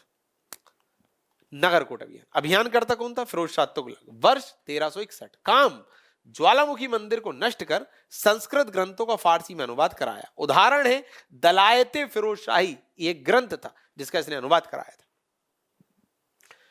100वां क्वेश्चन, फिरोज शाह तुगलक द्वारा प्रचलित कर। साथियों, इसके पहले जो राजा था मोहम्मद बिन तुगलक, जैसा मैंने बताया कि उसने जनता पे खूब टैक्स लगाया, हालांकि वो वसूल नहीं पाया, अकाल पड़ गया था और ये सब, तो अब जनता उससे नाखुश थी और अगला राजा ये बन गया। फिर तो राजाओं से जनता ऑलरेडी नाखुश थी, तो ये ना एक अच्छी इमेज बनाना चाह रहा था कि यार ये जो असंतोष है खत्म हो। तो इसके क्रम में इसने क्या किया, जो 24 प्रकार के कर चलते थे इसके टाइम पीरियड में, उसको इसने समाप्त कर दिया और इसने कहा कि इस्लाम और शरीयत हमें केवल 4 प्रकार के टैक्स लेने की अनुमति देती है, तो मैं केवल आपसे वो 4 प्रकार के टैक्स लूंगा, जजिया, जकात, खम्स और खराज। तो 24 कर खत्म करे, मात्र 4 कर वसूले। देखिएगा, शरीयत के अनुसार कुल 4 कर। जजिया, जजिया मतलब होता है गैर मुसलमानों पर लगा धार्मिक कर। जकात मतलब होता है मुसलमानों पर लगा धार्मिक कर। खम्स मतलब होता है युद्ध में जो लूट का माल आया है उस पे लगा कर। और खराज मतलब होता है एक प्रकार का लगान, ये लागू किया। तो कितने कर थे और उनके तात्पर्य क्या थे, सब बता दिए। अगला आइए, दिल्ली सल्तनत में सर्वाधिक नहरों का निर्माण करने वाला शासक, वो भी फिरोज शाह तुगलक था। साथियों, कुल 11 नहरों का इसने निर्माण कराया। ठीक, यदि पूछा जाए दिल्ली सल्तनत में नहरों का निर्माण सबसे पहले किसने कराया, तो वो था गयासुद्दीन तुगलक। पर सर्वाधिक विकसित नहर तंत्र किसने विकसित किया, फिरोज शाह तुगलक। अगला आइए, हके शर्व, ये एक शासक था जिसने सिंचाई तंत्र, नहर तंत्र विकसित करने के कारण एक अलग से टैक्स लगाया अपनी जनता पर, सिंचाई कर 1/10। देखिएगा, सिंचाई कर था फिरोज शाह तुगलक द्वारा प्रचलित और कुल मात्रा या उपज का 1/10, तीनों पॉइंट्स। अगला आइए, दीवाने खैरात, इसने जैसा मैंने कहा जनता में असंतोष था राजा को लेकर और समाज के हर वर्ग में असंतोष था राजा को लेकर, तो अपने भाई मतलब मोहम्मद बिन तुगलक जिसके खिलाफ असंतोष था, उसके असंतोष को कम करना और खुद की भी इमेज चमकाना, इस सब के लिए इसने कई सारे वर्ग को खुश करने का प्रयास किया। उसी के क्रम में इसने एक दीवाने खैरात विभाग बनाया। क्या था ये, गरीब मुस्लिम लड़कियों के विवाह और विधवाओं की आर्थिक सहायता के लिए फिरोज शाह तुगलक ने दीवाने खैरात नाम की एक दानशाला की स्थापना करी। दानशाला बट याद रखना केवल मुस्लिम लड़कियों का, मुस्लिम लड़कियों क्या विवाह करवाएंगे और विधवाओं को आर्थिक सहयोग देंगे। मतलब ये मुसलमानों को अपने पक्ष में लेना चाहता था, इसलिए मुस्लिमों के लिए किया। क्यों? क्योंकि इसका भाई जो है ना हिंदू मुस्लिम सभी का सम्मान करता था, तो मुसलमान वर्ग नाराज था राजा से कि तुम तो हिंदुओं को भी आगे बढ़ा रहे हो, तो इसने कहा कि चलो केवल मुसलमानों के लिए करते हैं। अगला आइए, दारुल सफा, ये क्या था? गरीब मुसलमानों को मुफ्त में इलाज कराने के लिए फिरोज शाह तुगलक ने एक राजकीय अस्पताल बनवाया। तो राजकीय अस्पताल था, किसने बनवाया और क्यों बनवाया? तो देखो यहां भी गरीब मुसलमान, उद्देश्य था मुसलमानों को थोड़ा अपने फेवर में लेना, क्योंकि भाई जो है वो ज्यादा ही उदार था, धर्मनिरपेक्ष किस्म का राजा था, तो एक वर्ग विशेष नाराज था राजा से। दीवाने बंदगान, बंदगान मतलब होता है गुलाम और ये सब, तो गुलाम रखने का शौक था इसे। इसके दरबार में 1,80,000 दास थे फिरोज शाह तुगलक के। तो अपने दासों की देखभाल और उनको शिक्षा ये सब दिलवाने के लिए एक विभाग बनवाया, दीवाने बंदगान। देख रहे हो, दासों तक को खुश कर रहा है वो आदमी। गनी, साथियों फिरोज शाह तुगलक ने एक सिक्का चलाया जो 6 जीतल के बराबर होता था, गनी कहलाया। अद्दा और बिक फिरोज शाह तुगलक ने ही जारी किया, चांदी और तांबे के मिश्रण से बना सिक्का। फिरोज शाह तुगलक की आर्थिक सुधार। अब भैया इतना आर्थिक नुकसान करके गए, योजना सारी चलाई, सब असफल हो गई, राजकोष खाली हो गया। अब ये भाई साहब आए तो कुछ तो करेंगे, क्या क्या किया इन्होंने? नवीन भू बंदोबस्त चलाया, मतलब फिर से नया रेवेन्यू सिस्टम लाया, कौमा सिंचाई प्रणाली विकसित करी, जैसा मैंने कहा सर्वाधिक नहरें बनवाई ताकि एग्रीकल्चरल प्रोडक्शन बढ़े, रेवेन्यू आए। बागवानी प्रणाली में सुधार किया, जी हाँ पहला राजा था जिसने बागवानी, फल फूल सब्जी ये उगाने पे बल दिया। साथ ही मुद्रा में सुधार किया, उद्योग धंधों का इसने विकास किया और इसने नगरीकरण किया, कई नगर बसाए। इतने सारे काम करे, कॉमा कॉमा करके लिख देना, पूरे नंबर मिल जाएंगे। अगला देखो, सेना असंतोष निराकरण के क्रम में फिरोज शाह तुगलक के काम। जैसा मैंने कहा समाज के हर वर्ग में असंतोष था मोहम्मद बिन तुगलक की नीतियों के कारण, तो हर वर्ग को खुश करने के लिए इसने क्या काम करा? तो मैंने हर वर्ग को खुश करने के लिए जो जो इसने काम करे सबको 3 मार्कर में बना दिया, क्वेश्चन बन सकता है, क्योंकि इसी के लिए तो जाना जाता है ये। और साथ ही इसकी इस नीति को कहा गया तुष्टीकरण की नीति। तुष्टीकरण मतलब क्या होता है? जब किसी वर्ग विशेष को खुश करने के लिए, अपने पक्ष में लेने के लिए कुछ विशेष रियायत दी जाती है तो उसे तुष्टीकरण कहा जाता है। क्लियर है? तो इसने तुष्टीकरण की नीति अपनाई, भारतीय इतिहास में पहली बार ऐसा हुआ, और हर वर्ग के लिए अपनाई, सेना के लिए भी क्योंकि सेना भी नाराज थी, मुसलमानों के लिए भी, अमीर वर्गों के लिए भी, जो जो नाराज थे सबके लिए अपनाई। क्लियर है? सेना क्यों नाराज थी? क्योंकि मोहम्मद बिन तुगलक जो है वो सेना बर्फबारी की चपेट में आ गई थी, उसके कारण मर गई। खुरासान अभियान करना था, सेना गठित करी, फिर खुरासान अभियान कैंसिल हो गया तो सेना भंग कर दी, तो सेना में असंतोष था। देखिएगा अब उस असंतोष को, अब हर वर्ग के असंतोष को कम करेगा ये अलग अलग प्रश्नों में। तो सेना के असंतोष को कम करने के लिए इसने क्या काम किए? पहला काम देखना, साम्राज्यवादी नीति का त्याग कर दिया कि अब हम ज्यादा साम्राज्य का विस्तार करेंगे ही नहीं। सेना को कहा तुम चिल करो, आराम करो, और सेना के पदों का वंशानुकरण कर दिया। मतलब यदि तुम्हारे पास अच्छा पद है तो तुम्हारी औलाद को हम वो वाला पद दे देंगे, कोई दिक्कत नहीं, योग्यता गई भाड़ में, हम तो पद का वंशानुगत कर देंगे, तुम खुश रहो बस। अच्छा, सेकेंड, सेना को नगद वेतन की जगह जागीर देना भी शुरू किया। जागीर मतलब जमीनें दे दी, लो ऐश करो। तीसरा, दाग और हुलिया की व्यवस्था खत्म कर दी। दाग और हुलिया क्या था? अलाउद्दीन खिलजी ने शुरू किया था ताकि चीटिंग ना करे सेना। इनने का कोई दाग हुलिया नहीं, कोई दिक्कत नहीं, चीटिंग कर सकते हो, पूरा स्कोप दिया चीटिंग का ताकि लोग खुश रहे। अगला हो, तुष्टीकरण का क्या मतलब है? अभी मैंने बताया, किसी वर्ग विशेष को संतुष्ट करने के लिए अतिरिक्त लाभ और सुविधाएं देना, वही तो तुष्टीकरण है जो ये कर रहा है। अगला आइए, कृषक वर्ग के संबंध में इसने तो कौन सी तुष्टीकरण की नीति अपनाई? क्योंकि किसान भी नाराज थे राजा से, ज्यादा टैक्स ले रहा है। पहला, किसानों को ऋण से मुक्त कर दिया, मतलब जो इसके भाई साहब ऋण लगा के गए थे किसानों पर, उन सब से मुक्त कर दिया किसानों को। इसके अलावा इन्हें कहा जाओ यार ऐश करो, कोई दिक्कत की बात नहीं है। दूसरा, भू राजस्व की जो राशि थी उसे कम कर दिया इसने, 1/3 1/5 कर दिया। क्लियर? तीसरा, नहीं तो मोहम्मद बिन तुगलक का आपने देखा उसने 50% तक कर दिया था टैक्स। किसानों के हित में सर्वाधिक 11 नहरें बनवाई, ये वाला मामला।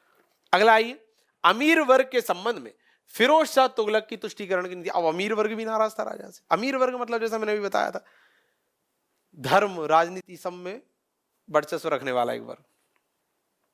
पहला, पदों को वंशानुगत बना दिया, उनको भी खुश किया, अमीर वर्गों को भी, उन्हें वेतन देना शुरू कर दिया, और वो भी जागीर के रूप में, जमीन ले लो तुम भी। दूसरा, अब अमीर वर्ग मुसलमान क्यों नाराज थे राजाओं से? क्योंकि राजा हिंदू मुसलमान सबके लिए बराबरी से कर रहे थे। तो मुस्लिम लोगों को लग रहा था कि साले तू मुस्लिम राजा है कि हिंदू राजा है, तू हमें मुसलमानों के लिए तो कुछ कर ही नहीं रहा। तो इसने उनको खुश करने के लिए हिंदुओं ब्राह्मणों के खिलाफ कट्टरवादी नीति अपनाई ताकि इनके लोग खुश रहें। देखो दूसरा पॉइंट, हिंदुओं ब्राह्मणों के प्रति दमनात्मक नीति। उदाहरण देखो, मंदिरों को तोड़ा, ब्राह्मणों पर जजिया कर लगाया। ये मैंने कल पढ़ाया था आपको, फिरोज शाह तुगलक पहला राजा जिसने ब्राह्मणों पर भी जजिया कर लगाया। नहीं तो जजिया कर ब्राह्मणों पर नहीं लगता था, ब्राह्मण, अपंग, बच्चे, बूढ़े, महिला, पागल, इन लोगों से नहीं वसूला जाता था टैक्स, पर इसने ब्राह्मणों से भी वसूला ताकि मुसलमानों को खुश कर सकूं। देखो मैंने कितना ब्राह्मण और हिंदुओं का नाश किया। तीसरा, प्रशासन में जो भ्रष्टाचार हो रहे थे उसे नजरअंदाज किया। ऐश करो, बोले करो भ्रष्टाचार, कोई दिक्कत नहीं, बस खुश रहो। अगला, दासों के संबंध में इसने क्या तुष्टिकरण की नीति अपनाई?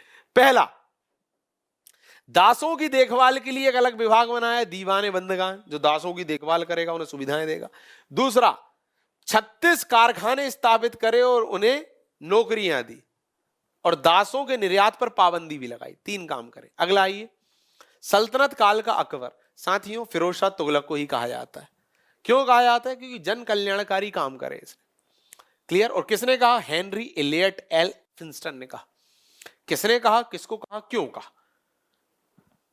रैयत आला एक उपाधि थी। तात्पर्य क्या है? प्रजा का प्रमुख। किसने उपाधि धारित की? खिजर खान। क्लियर? अगला आइए, मुबारक शाह। अब हम आ गए सैयद वंश, तुगलक हो गया। मुबारक शाह एक राजा था सैयद वंश का। देखिए, वंश सैयद वंश का प्रथम स्वतंत्र शासक। संरक्षण, शेख अहमद सरिंदी को इसने संरक्षण दिया, जिसने किताब लिखी थी तारीख मुबारक शाही। अब यदि कभी क्वेश्चन आ जाए तारीख मुबारक शाही, तो लिख देना शेख अहमद सरिंदी रचनाकार, जिन्हें संरक्षण दिया था मुबारक शाह। और तीसरा, इसने इंपॉर्टेंट काम किया था, मुबारकाबाद नाम के नगर का निर्माण करवाया था। ये 3 पॉइंट बता दी भाई। राजाओं में यही बताना है ना, मैं 50 बार रिपीट कर चुका हूं तुम्हारे लिए। वंश बता दो, उपाधि बता दो, राजधानी बता दो, काम बता दो। अगला, बहलोल लोधी पे टिप्पणी आ जाएगी। लोधी वंश पे आ गए। देखो, परिचय, लोधी वंश का संस्थापक और पहला अफगानी सुल्तान, गद्दी पे बैठने वाला दिल्ली की। अभी तक सब तुर्की थे, ये अफगानी था। काम क्या किया इसने? इसने बहलोली नाम के सिक्के चलवाए, जो अकबर के पहले तक उत्तर भारत में चलते रहे। अकबर राजा आया उसके पहले तक चलते रहे। विशेष क्या है? यह अपने सरदारों को, अपने सरदार मतलब अपने जो अमीर वर्ग है, सलाहकार, उन्हें बहुत सम्मान देता था। तो अफगानी सरदारों का उत्कर्ष का काल माना जाता है बहलोल लोधी का काल। ये उनके सामने कुर्सी पे तक नहीं बैठता था, उनके साथ जमीन पे बैठता था नीचे। गुलरुखी क्या है? एक फारसी भाषा का में लिखी हुई कविताएं हैं। किसने लिखी? सिकंदर लोधी ने। अगला आइए, फरहंगे सिकंदरी। ये क्या है? सिकंदर लोधी द्वारा संस्कृत से फारसी में अनुवादित एक आयुर्वेदिक ग्रंथ है, जो इसने संस्कृत से फारसी में अनुवादित किया। इसे तिलवे सिकंदरी भी कहते हैं। अगला आओ, लज्जत सिकंदर शाही। ये क्या है? सिकंदर लोधी के काल में फारसी में लिखा गया पहला संगीत ग्रंथ, जो फारसी भाषा में लिखा गया। घटोली का युद्ध। लोधी वंश का अंतिम शासक, या मैं यूं कहूं पूरी दिल्ली सल्तनत का अंतिम शासक था इब्राहिम लोधी। उस इब्राहिम लोधी ने 2 प्रमुख युद्ध लड़े। एक तो लड़ा घटोली का युद्ध राजस्थान के राजा के साथ, ये भी हारा। और दूसरा लड़ा पानीपत का युद्ध 21 अप्रैल 1526, वो भी वो हारा बाबर से, और पूरी दिल्ली सल्तनत खत्म हो गई और मुगल्स आ गए थे। देखिएगा, वर्ष 1517, स्थान ग्वालियर के समीप, गुट मेवाड़ के राजा राणा सांगा और इब्राहिम लोधी, इनके बीच हुआ। परिणाम क्या रहा? इब्राहिम लोधी की पराजय हो। ठीक, आगे बढ़िए। पानीपत का प्रथम युद्ध, जैसा मैंने कहा, तारीख 21 अप्रैल 1526, गुट बाबर और इब्राहिम लोधी। परिणाम क्या हुआ? इब्राहिम लोधी पराजित। तो दिल्ली सल्तनत के अंत के साथ मुगल सल्तनत की शुरुआत। तो इब्राहिम लोधी, लोधी वंश का और दिल्ली सल्तनत का, दोनों का अंतिम शासक था। अगला आइए, कुतुब उल इस्लाम मस्जिद। क्या है भैया? अब कोई भी स्ट्रक्चर, कोई भी ढांचा, कोई भी इमारत आएगी तो क्या बताओगे? अवस्थिति बताओगे, दिल्ली में। शैली, हिंदू मुस्लिम शैली के मिश्रण से बना पहला भवन। निर्माता कौन है? कुतुबुद्दीन ऐबक। ऐतिहासिकता क्या है इसकी? कि प्रारंभ में यह जैन मंदिर था। ठीक, अगला आइए, कुतुब मीनार। अवस्थिति दिल्ली। संबंध सूफी संत बख्तियार काकी की स्मृति में बना। निर्माण किस किसने कराया? तो कुतुबुद्दीन ऐबक ने निर्माण आरंभ किया पर कंप्लीट नहीं करा पाया था, मृत्यु हो गई थी। इसके दामाद दास और गुलाम इल्तुतमिश ने इसे पूर्ण कराया, बट आप केवल ये दो नाम जानते हो। तीसरा भी सुन लो, फिरोज शाह तुगलक, इसने क्या करा था? इसका पुनर्निर्माण कराया था, क्योंकि इसके काल में इस पे बिजली गिर गई थी कुतुब मीनार पे, तो इसने पुनर्निर्माण करवाया था। 2.5 दिन का झोपड़ा कहां पर है? अवस्थिति अजमेर। ऐतिहासिकता क्या है? पहले बौद्ध मठ था यहां पर। निर्माता कौन है? कुतुबुद्दीन ऐबक। अगला, नसीरुद्दीन महमूद का मकबरा, दूसरा नाम क्या है? सुल्तानगढ़ी का मकबरा। कहां पर है? दिल्ली में। विशेष क्या है? भारत में तुर्कों द्वारा निर्मित पहला मकबरा। अगला आइए, बलबन का मकबरा, अवस्थिति दिल्ली, निर्माता स्वयं बलबन, जिंदा रहते ही खुद के लिए मकबरा बनवा गया था कि यहां गाड़ना मुझे। विशेष क्या है? शुद्ध इस्लामिक शैली में निर्मित पहला मकबरा, पूरी तरह इस्लामिक शैली में निर्मित था। अलाई दरवाजा बहुत इंपॉर्टेंट है। अवस्थिति दिल्ली का जो कुतुबुल इस्लाम मस्जिद है उसका दक्षिणी द्वार है। निर्माता कौन है? अलाउद्दीन खिलजी। विशेष क्या है? पहला स्मारक जिसमें गुंबद का प्रयोग किया गया, गुंबद का, इंपॉर्टेंट। खाने जहां तेलंगानी का मकबरा, अवस्थिति दिल्ली, निर्माता जूना शाह। विशेष क्या है? पहला अष्टभुजी मकबरा, अष्टभुजी। अमीर खुसरो, एक व्यक्ति आ गए। जन्म कहां हुआ? पटियाला। अन्य नाम क्या है? तूतीय हिंद। दरबारी या संरक्षण किसने दिया इन्हें? तो बलबन से लेकर गयासुद्दीन तक कुल 8 राजाओं ने संरक्षण दिया। आविष्कार किया इन्होंने सदब हिंदी का, खड़ी बोली का, तबला और सितार का। मजलस खलवत क्या है? सल्तनत काल की जो मंत्री परिषद होती थी उसे मजलस खलवत कहते थे। बारे खास, ये क्या है? सल्तनत काल में सुल्तान सभी दरबारियों और रसोइयों को बुलाता था मीटिंग के लिए, बारे खास। बारे आजम, सुल्तान सल्तनत काल में सुल्तान राजकीय काम का अधिकांश भाग यही पूरा करता था। उस्र, सल्तनत काल में मुसलमानों से लिया जाने वाला भूमि कर, उस्र। सल्तनत कालीन राजनीतिक प्रशासनिक विभाजन, मतलब होता ना केंद्र, फिर राज्य, फिर संभाग, फिर जिला, ऐसा। कौन कौन से विभाजन थे?